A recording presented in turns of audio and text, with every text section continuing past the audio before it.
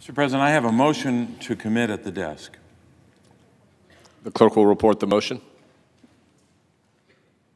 Senator from Pennsylvania, Mr. Casey, moves to commit the bill H.R. 1 to the Committee on Finance with instructions to report the same back to the Senate in 3 days, not counting any day on which the Senate is not in session.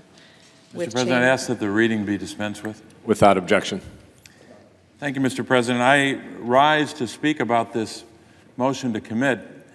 The amendment that I'm offering is very simple. It states that if companies are giving executives a raise and giving more money to shareholders through dividends or stock buybacks because of this tax windfall, then workers who help make these profits possible in the first place and who also need a break would see their wages go up. It's as simple as that. I hope that every member of the Senate would support this sensible amendment. By one estimate, over the last 16 years, there has seemed to be little to no correlation between rising corporate profits and increased wages. We've seen record corporate profits over years, and in fact, profits as a percentage of the economy has nearly doubled over the past 20 years. The New York Times tells us that, quote, in the United States, the richest 1% have seen their share of national income roughly double since 1980 to 20% in 2014 from 11%. No other nation in the 35-member Organization for Economic Cooperation and Development, so-called OECD countries, no other nation is as unequal among those with comparable tax data, and none have experienced such a sharp rise in inequality, unquote. So says the New York Times analysis. Let me review that again. From 1980 to 2014, the richest 1% have had their share of national income roughly double from 20% to 20% from 11%. So since 1980, the top 1% has had a bonanza. They've done quite well. What has been the case with workers? Well, at the same time, wage growth has stagnated. Many have seen the reports over the last couple of years, one by the Economic Policy Institute, that indicated that if you compare wage growth after World War II, from 1948 to about 1973, wage growth was 91%, and then from 73 forward to about 2014, 2015, wage growth was only a total of 11% growth. So 91% wage growth after World War II, only 11 since then, and in many years it wasn't even 11. It was stagnating. And people can go to the Economic Policy Institute website and read those series of reports about wages and about workers, which I thought was the focus, the prime focus, I would hope, of both parties when it comes to this bill. But apparently it's not with regard to what the majority is presenting. So those at the top are not only getting richer, they've been getting richer in a big way since 1980. That increasing rate of benefits to the wealthy continues at a fast pace in this bill and continues year after year. The Republican tax plan gives hundreds and hundreds of billions of dollars of net tax cuts to major corporations.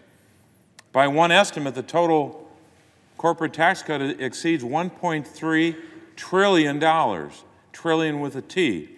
Some estimate that the number is even higher than that, but I'll go with that lower number. But there is no requirement with that corporate tax cut, no requirement that any benefits go to worker wages, and no requirement that companies invest in the United States of America. No requirement at all. So what should we do about that? Well, we can pass an amendment like mine to make sure that if the executives benefit, if the shareholders benefit, the workers benefit. The workers have a lot to do with the profits. The workers have a lot to do with the productivity of the corporation.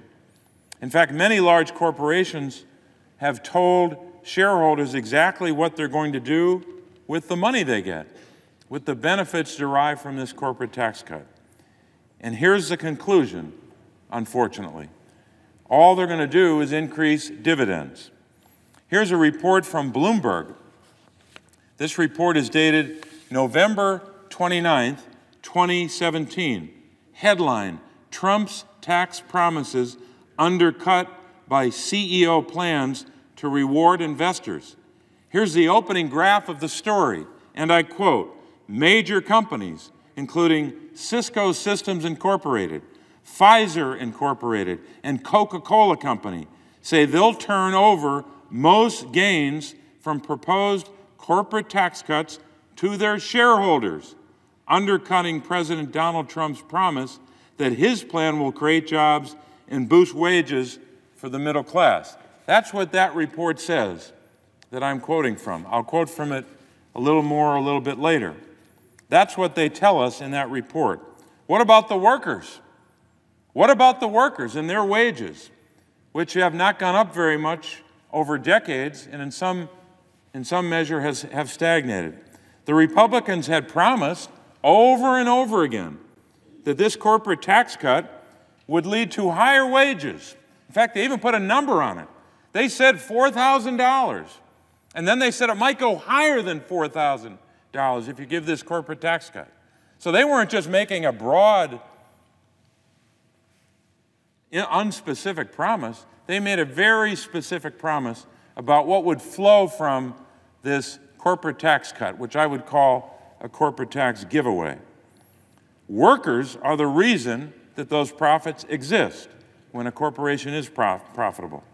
And they should see the benefit of the gains from their labor. I'll go back to this Bloomberg report. They quote Jack Bogle, the founder of Vanguard, a major company in Pennsylvania. Jack Bogle, the founder of Vanguard, spoke in New York on this very topic this week. He's quoted in this Bloomberg story from November 29th. I'll just read you part of what he said. He said that, this is Jack Bogle speaking, he said the tax proposals being debated in Washington, quote, are a moral abomination. A moral abomination, unquote. That's his words, not mine. Because they favor corporations at the expense of workers. My words, not his. Here's what Jack Bogle goes on to say, quote, just think about this. Corporate profits after taxes last year were the highest they've ever been in the history of GDP, going back to 1929. And we're thinking of giving relief to the corporations at the highest levels ever. Individual wages are at the lowest level in about 15 years as a percent of GDP, unquote. That's what Jack Bogle said. He goes on to say, so we're helping people who are doing very well and doing nothing for the people doing very badly. One of the flaws is that corporations are putting their shareholders ahead of the people that built the corporation, the people who put their heart and soul on the line and are committed to the company. Quote, it's just the unfairness, unquote. That's Jack Bogle of Vanguard, not some Democratic source. He finishes with these words, but the worst part of it is that corporations are making so much money now, they don't know what to do with it. They aren't investing in new equipment, in innovation. They're buying back their own stock, which helps the stock price.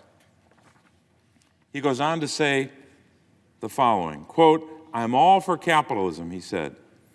I'm a capitalist myself, but there is such a thing as too much, unquote.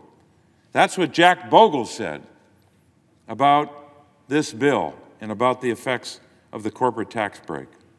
Bloomberg reported Wednesday that corporate leaders are saying the tax cut proceeds will go to shareholders, as I said, which is the exact concern that many people have about this bill, among many other concerns. Republicans say this tax cut is to help competitiveness and wage growth. This amendment would simply put some teeth into that promise. If because of a tax cut, a company spends, say, $50 million more on executive raises and increased dividends and stock buybacks, then they ought to have to spend $50 million as well to increase worker wages. That's the effect of the amendment. If you're truly reinvesting in your company, you're complying with this amendment shouldn't be an issue. But if your only goal is to put more money at the top, then without this amendment, this tax bill is grossly unfair to workers. And if you don't want to take my word for it, talk to Jack Bogle. Mr. President, I would yield the floor.